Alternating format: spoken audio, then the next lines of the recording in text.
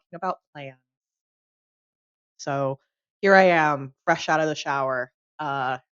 'Cause what am I if not a servant to my people? That's not true. So, plans. I don't have a ton, but I still wanted to talk to y'all about them because it feels weird leaving that out. Um, Still gonna work on Fairy House. I'm still gonna work on uh the wolf probably, and maybe try to put some stitches into plants and petrichor because that's another project I want to try and finish before the end of summer. That's lower on my tier list though. Fairy House is like my number one goal, followed by the wolf. Plants and petrichor is basically like a bonus objective at this point. So I'm gonna work on those three whips and whatever comes up during my Stitchy game with my friends. And then I'm also did you grab me one? Yay! Thank you. Get ice cream after this.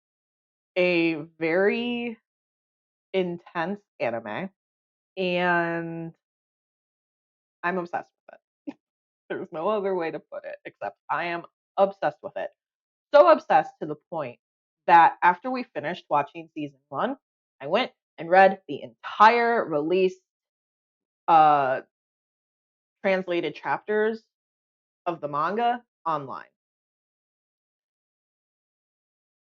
And I got caught up within 2 days. And then I went out and I bought the first two volumes of the serialized mangas. There's there's 11 out right now, so it's going to be really easy for me to catch up to the physical copies.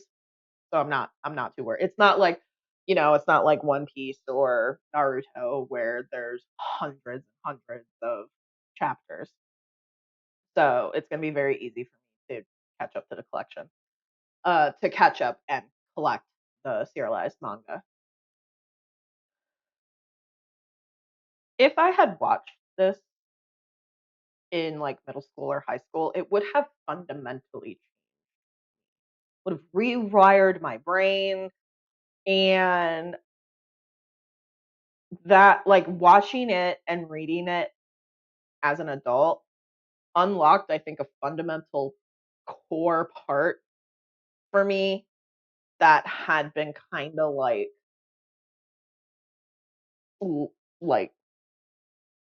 basically locked away unintentionally, because I have not like watched or read any type of anime or manga and have been as hyper focused on it in years. The last time this happened was, I'm probably thinking, high school. Like I'm not even this way with like Demon Slayer or Frieren. Like I really like the anime for those two. Um, but I haven't gone out of my way to catch up on the mangas for those two. Like I'm content with just watching the anime. Like with this, I was like, I need to know what happens next. And I did go and catch up, and I